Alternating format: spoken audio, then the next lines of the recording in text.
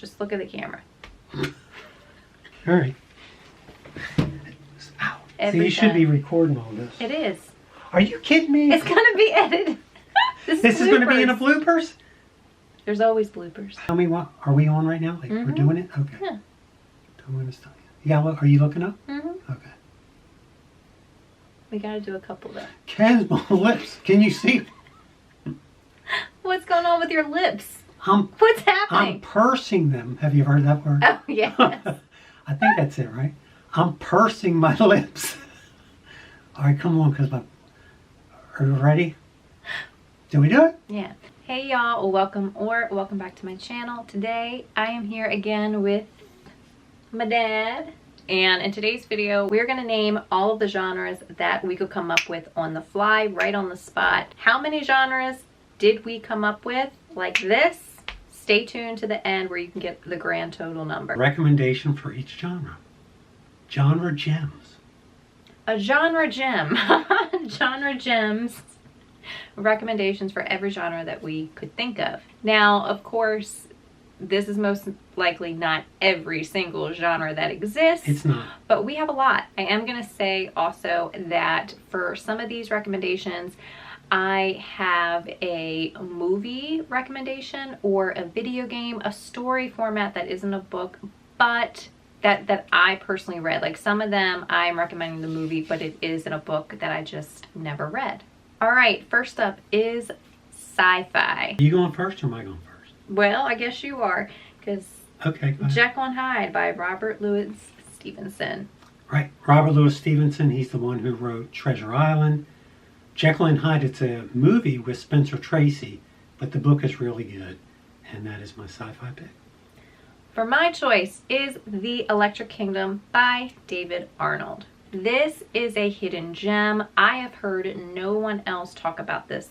When a deadly fly flu sweeps the globe, it leaves a shell of the world that once was. Among the survivors are 18-year-old Nico and her dog on a voyage devised by Nico's father to find a mythical portal. A young artist named Kit, raised in an old abandoned cinema, and the enigmatic deliverer who lives life after life in an attempt to put the world back together. As swarms of infected flies roam the earth, these few survivors navigate the woods. A little bit of a content warning for this is it is a bit of a horror. It's soft horror, I would say. And I say that because I did not expect it when it happened, but considering that these flies, I mean, it's more than a fly flu. These flies have certain qualities when scenes happen with the swarms. I'm just saying that's the content warning I'm putting out there. But this was fantastic. And it has, like, with the time continuum and looping things, like, I usually don't like that. But this is the only book I've ever read where it was done well. I mean, I gave this 4 stars. You have to go into this also knowing that a lot of people die in this. So if you just know that, like, this, you know, if you get attached, and it can be a tearjerker. Just so you know, I will never, ever, ever recommend any story in any form that has animal death, animal cruelty, abuse, anything like that. So yeah, the dog's on the cover, and the first thought that we all think is the dog gonna die? Does something happen to the dog? No, the dog is wholesome and pure. He stays that way, and he's there throughout the entire thing. For animal death, there are certain things that I have read before with animal death in it that I would recommend. And if I ever recommend anything that has animal death, it's like zero attachment. It's like beasts in the woods, or that nothing is really, nothing's ever graphic, or it's just like breezed over. So I do have to clarify that as well. Next up is mystery genre. Dad, you had Tommy and Tuppence, Partners in Crime by Agatha Christie. We all know it. Yeah, we all know Agatha Christie. Maybe Hercule Poirot, Miss Marple are the most famous. But my favorite, Tommy and Tuppence, a married young couple, and they're involved in mysteries. There is, you can go to YouTube and just punch that in, and you'll get the movies that came up in the 80s and the 90s. Partners in Crime is a lot of short stories that you can either watch or you read. It's really good. Yep. And for my mystery pick, I have A Curious Beginning, the Veronica Speedwell series by Deanna Raybourn. This is book 1 in the Veronica Speedwell series, and it is the best. Sarcastic and humorous. And I mean, really, if you know this series, I mean, we read it for the banter between our two main characters. It is great dialogue, but this is the beginning where it all started. It is just great. I highly recommend it. And I cannot go past this genre without recommending one of my favorites of all time. Everybody knows, if you've been around here on my channel, Daisy Darker by Alice Feeney. If you know, you know. I love it. I love it. Okay. Moving on. Daisy Darker is a retelling of And Then There Were None by Agatha Christie. Enough said. Next genre is fantasy. Your pick, Dad, was The Sword and the Stone by T.H. White. T.H. White wrote The Once and Future King before Tolkien, before The Lord of the Rings. This was like the great fantasy story of the 20th century. The first part of that book is a book in and of itself that you can get for children, The Sword and the Stone, and the movie, a cartoon, is really good. Highly recommend it. Okay, and my pick for this, I actually have a couple picks. The first one is it's a hidden gem. Haven't heard anyone talk about this. Is a historical fantasy called Wolf by Wolf by Ryan Groudon. World War II historical fiction fantasy with an X-Men like situation with our main character for the fantasy portion of this. I have so many fantasies I could recommend, but one that is like a favorite series that I think everyone should read at some point simply because it exists. Aragon by Christopher Paolini. It's a series of this. It's called The Inheritance Cycle. But Christopher Paolini wrote book 1. He wrote this one when he was 16 years old. You would never know. It's great. We love it. I love it. Highly recommend this series. If you haven't read this, you're under a rock. Read it. Next up would be contemporary. I don't read a lot of contemporary. That is not my genre of choice. However, I have a few that I have read. So the ones that I have read that I would recommend would be, first up is My Dark Vanessa by Kate Elizabeth Russell. This one has darker content, but I recommend it because the author did a fantastic job of giving our main character a voice for this type of content that it deals with. It gives a greater empathetic understanding of what she has gone through and how it will haunt a person's life. I just think that this type of content should be done and written in a certain way, and a lot of people, it's hard for them to pull it off. Next up would be The Project by Courtney Summers. YA, it's been a while since I read this, but this is a cult-like contemporary story. This one, I think the writing was great. So if you want to read a cult-like contemporary. Next up is historical fiction. Your pick for this was Glorious Exploits by Ferdia Lennon. Ferdia Lennon, yeah. Ferdia. I had never heard of this author. The Brothers Gwynn, if you don't know about them, they have a booktube channel. I'll link their channel in the description box down below. And their father's Papa Gwynn. He writes high epic fantasy. Anyway, they had recommended Glorious Exploits. I think it just came out this year. It's set in the time of like 4th century BC Greece. But the protagonists are like two Dubliners, modern day, the way it's outstanding. I gave it 5 stars, and it's about these prisoners of war being in a quarry. But the people who have taken them prisoners, like the playwrights that came from Athens, like Euripides, and they put on a play with the prisoners in the quarry. It's outstanding. Highly recommend it. My pick for this, I have 2, would be one of my favorites. Well, both of these are actually my favorite historical fiction. First up is The 40 Elephants by Aaron Bledsoe. I have talked about this more on my channel. The video that has a more in-depth review I will link in the description box down below. My second pick is The Rose Code by Kate Quinn. Kate Quinn is a well-known historical fiction author. I think a lot of people have read The Alice Network, but The Rose Code was the first one that I had read, and we're talking about all-female code breakers. It was fantastic. It was a chunker. It is a big one, but I highly recommend it. Next genre up is Westerns. Your pick, Dad, was The Oxbow Incident by Walter Van... I can't read my own writing there. Tilburg Clark, something Tilburg like that. Clark. So the title, OX-BOW, it's either Oxbow or Oxbow Incident.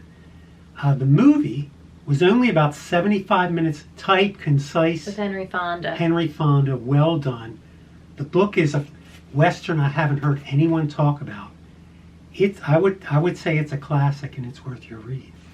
Yeah, and my choice for Westerns, I don't have any experience in the Western genre in, book-wise. The only one I have ever read was a Western fantasy, which is Of Honey and Wildfires by Sarah Chorn. Beautiful poetic writing. That's why I recommend this. Next genre is dystopian. My pick for this was The Forgetting by Sharon Cameron. Now this is a YA dystopian slash sci-fi-ish. Again, this is kind of like a little hidden gem. No one has really talked about this on BookTube that I have ever come across. And this is really surrounding the whole memory loss trope. It's surrounding memory. Next one I recommend would be Bird Box by Josh Malerman. Now this is like a dystopian thriller. I just recently read this not too long ago and I never saw the film, and I don't plan on watching the film. The book was just enough for me. I think I gave this 4 stars and it didn't get a full 5 because I just was not happy with how it ended, but I recommend it because the story itself was intriguing. Next genre is dark academia. Your pick, Dad, and I couldn't believe he did this, but he did, and it's The Secret History by Donna Tartt. And if you don't know, I will link in the description box down below the video where we did a mini review slash little bit of a rant on this. You can get the full gist there. That's about it. Yeah. Yeah. You're not going to say why you did it?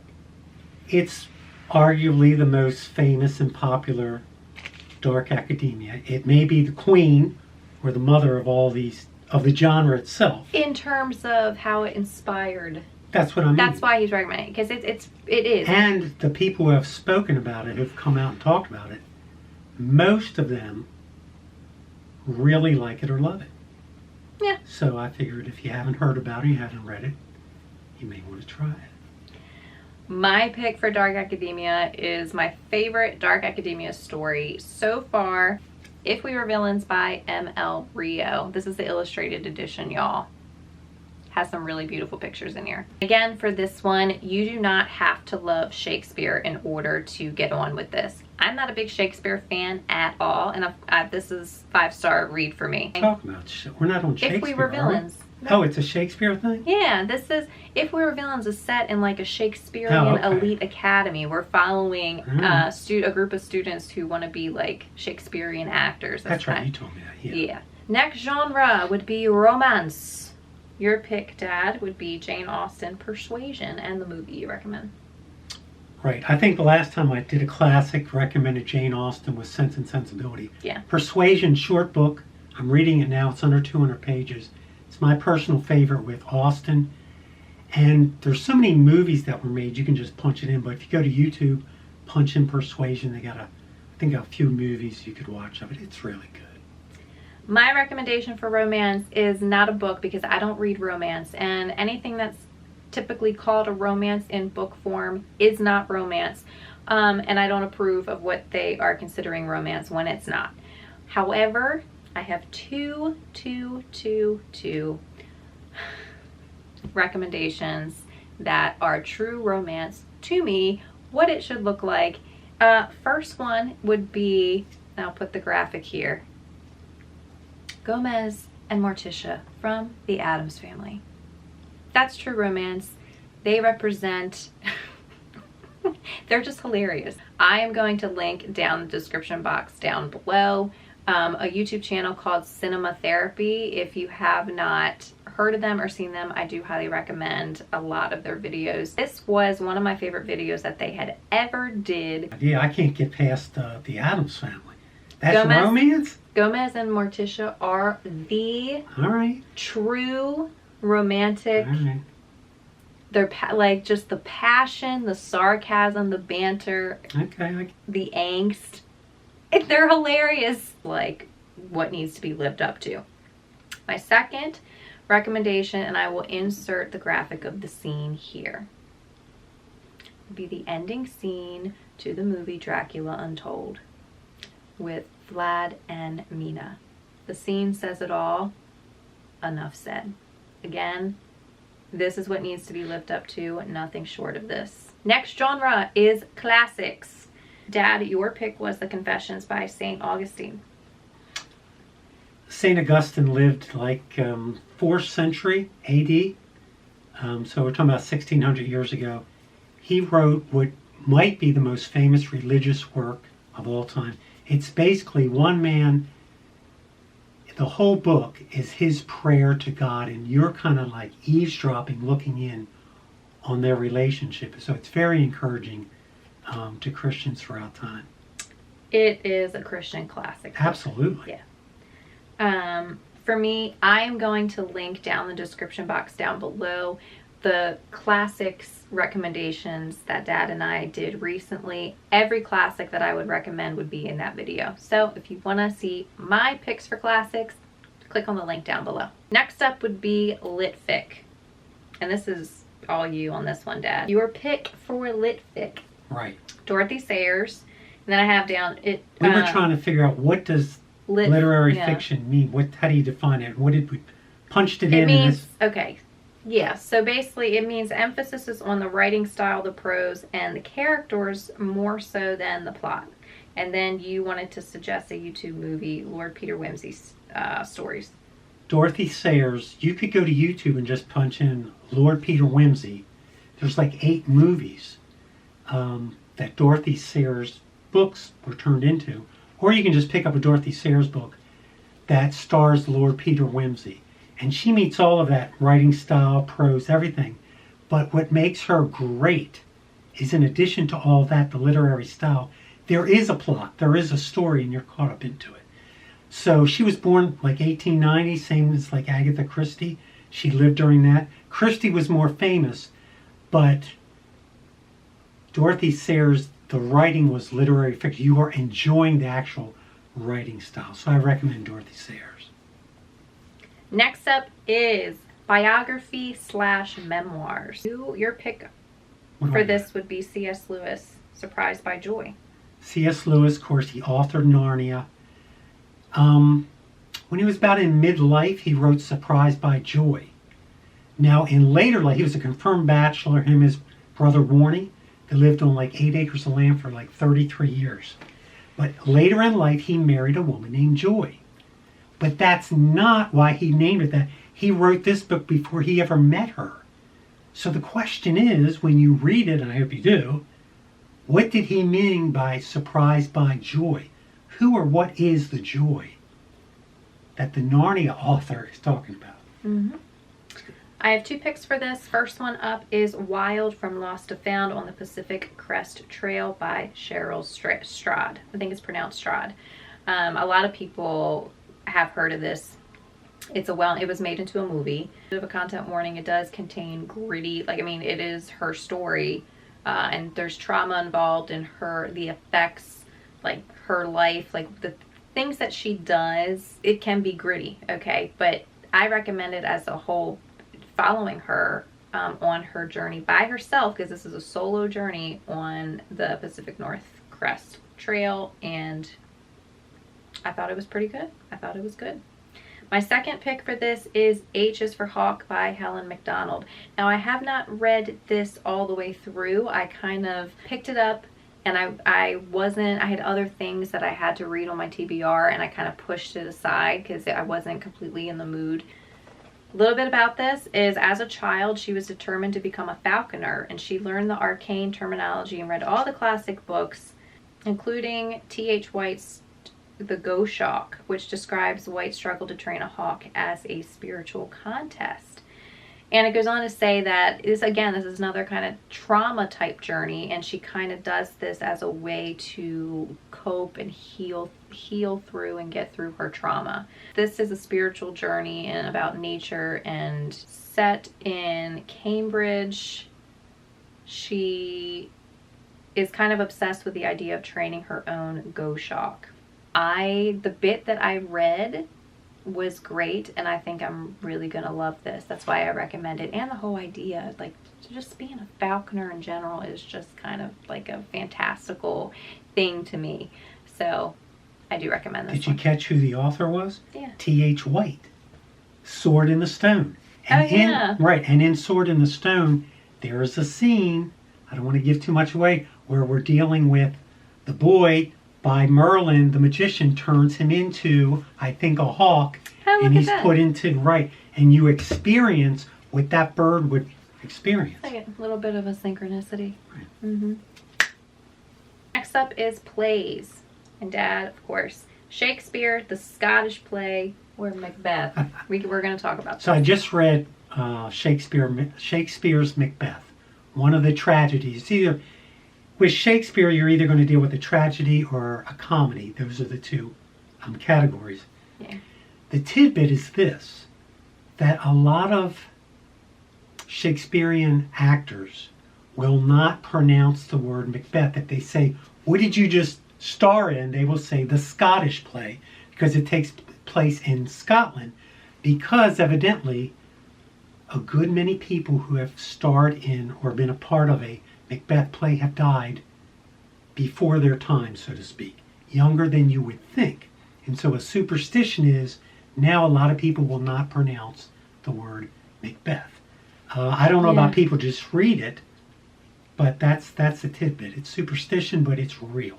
And the thing is, when you read Shakespeare or you read the Bible, a lot of the words that come out of those books are in our vernacular, in our culture, and you don't even know that that's where they came from. Yeah. It's interesting. You'll see it, Macbeth.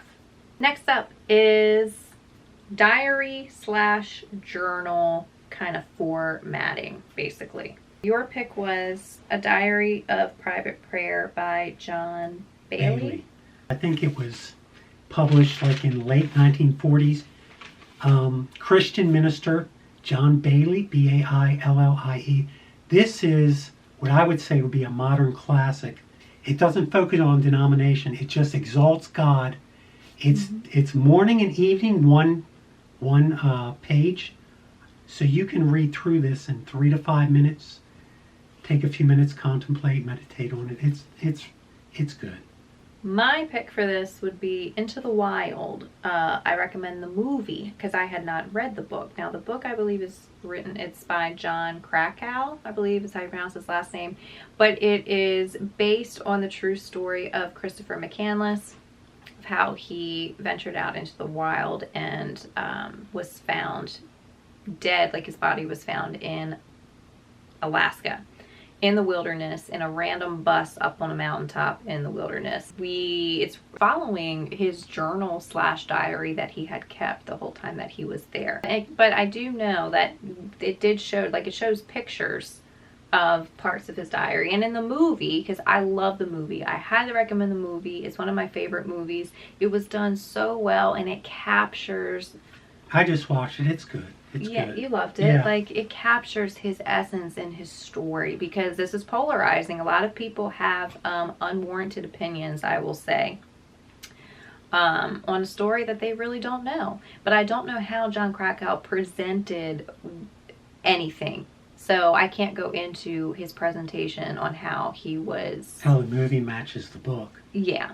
But I do say, like, in the movie, it went by chapters as well. Like, it would go chapter 1, and then it would then, you know, like, show... Like, on his journey. On his journey. So it... Leading up and into Alaska, which was his ultimate goal. Yeah. But my understanding is the way that we know any of this is from his diary. From his diary. That they found in what they called the magic bus. Yeah. So, yeah. So whether you go to the book or the movie, you're going to get some diary excerpts there. Yes, but I recommend the movie. Next up would be Letters.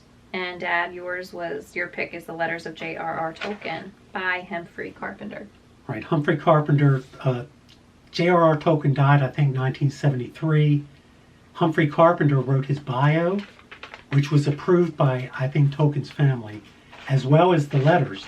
Now, there's two versions. In the earlier one, there's maybe 400 or 500 pages long. Got it from the library. But over time, more letters have come in. So I think there's an extended version that goes like 700 or 800 pages. And most of it's talking about his experience when he started, when he was young, how he met his wife, losing his mom, the war, World War I. And then a lot of it is about his writing of Lord of the Rings and The Hobbit, and he writes excerpts and sends it out to his son Christopher when he was in the Royal Air Force in World War II. And then after Tolkien died, Christopher was the literary heir. And so all these books we have that came out from Tolkien was kind of compiled and put together by Christopher. So the letters are good. They're good. Next up is humorist. And Dad, this is all you again. You have P.G. Wodehouse. Leave it to Smith. Smith. So we understand who a comedian is, whether it's stand-up, whatever it may be, but a humorist is usually someone who writes books, articles, journals, something like this, where it's satirical, they're kind of making humor or fun of things that are going on in life. P.G. Wodehouse may just be one of the greatest writers in the English language in the 20th century. He wrote like a book a year for 60 or 70 years. But I recommend a radio drama. Punch it up in YouTube. It's like an hour and a half long, 2 hours at the most. Leave It to Smith. It's Leave It to Smith, but the P is silent. P-S-M-I-T-H. It's really good. And the English know how to do radio dramas. Next up is a epistolary. Epistolary. I was saying he pissed. Correspondence between Shelby Foote and Walker Percy. Right. Epistolary, it can be fictional form, it can be nonfiction. Basically, in fiction form, the story is being brought out through one person writing a letter, an epistle, to someone else, and they're telling about their experience in their particular part of the world, and they're corresponding. So the whole story opens up as you're reading letters or epistles one to another. I chose nonfiction. Shelby Foote, if you've ever seen Ken Burns' popular documentary on the Civil War, he's like the main guy with the southern drawl, got a beard, and he wrote the Civil War narrative. Took him like 20 years to write, and he's most famous and popular for that. His best friend was Walker Percy, and they grew up together, and they kept that friendship for like over 50 years. And so these are letters that correspond between the two of them over decades, maybe 35, 40 years. And it's really good, so I'd recommend it. Next is nonfiction, Heartbeat of Trees by Peter Wollbin. Now, again, this is another one I have not read all the way through, but the parts that I read were just great. And, you know, this guy, I think he's a renowned forester, and I forgot where he's from. It's about getting, like, how we're connected to the forest and how the trees connect to each other, but how we're connected to them, and it's very profound. I like the title. Next would be thriller / horror. Dad's pick for this was what? It's like, okay. So when I said this, she didn't think, this is not a thriller. I was like, what? And because the movie pops into my head, and it's like... The movie? Yeah, well, let's tell them what Disney it is movie. Oh, is it? It's a Disney movie I Generation, saw as a kid. right there. There was an old black and white movie. Oh, that's right. Did we watch that? No, but that could be tough. So I'm thinking of like the video, but I saw snippets. Okay. Dad's pick is Tarzan, people. The first Tarzan book, by who's the author? Edgar Rice Burroughs. Edgar Rice Burroughs. He wrote a lot of the Tarzan books. Yeah. I think the first one is Tarzan, Lord of the Apes or King of the Apes. Yeah. And she said, this cannot be thriller. And I said to her, I said, look. How it's written, though. It can be. It's not just how it's written. It's written like a thriller. What horror. This guy had to do, not horror, but thriller. Yeah, there's horror in it, yeah. What this guy had to do to become king. He's left there as a child on an island, and you're filled in. He had to go amongst the apes to become king of the apes. That's a thrill ride, baby. Let me tell you. My picks for this, I have two picks, and they're both actually novellas. I don't read a lot of novellas, but these happen to be two that I really enjoyed. That happened to fall into the thriller, soft horror genre, because I don't read horror. I love thriller. If I'm going to read something a little bit beyond, it has to be soft, what's considered soft horror. First up would be Rolling in the Deep by Mira Grant. A lot of people know about this. If you want a short mermaid, sea creature type story, this would be a good one. Next up would be Gwendy's Button Box by Stephen King. I am going to link down in the description box down below the video where I did a little mini review on this. Next up is Christian fiction. My pick for this is, all right, The Circle series by Ted Dekker. This is one of my favorite series of all time, and this one has all 3 books in one. This was the first series that I had read that got me back into my love of reading again as an adult. Book 2 of this series is my absolute favorite. And it's, a lot of series have middle book syndrome. This one did not. Every once in a while I'll be surprised where I will love book 2. This is one of those series where book 2 was the best in my opinion. Next would be magical realism. My pick for this would be Cackle by Rachel Harrison. I don't read a lot of magical realism. This is, I've read like a few, but this one's my absolute favorite. It's a 5-star read. I will link again a video in the description box down below where I went into more of a mini review.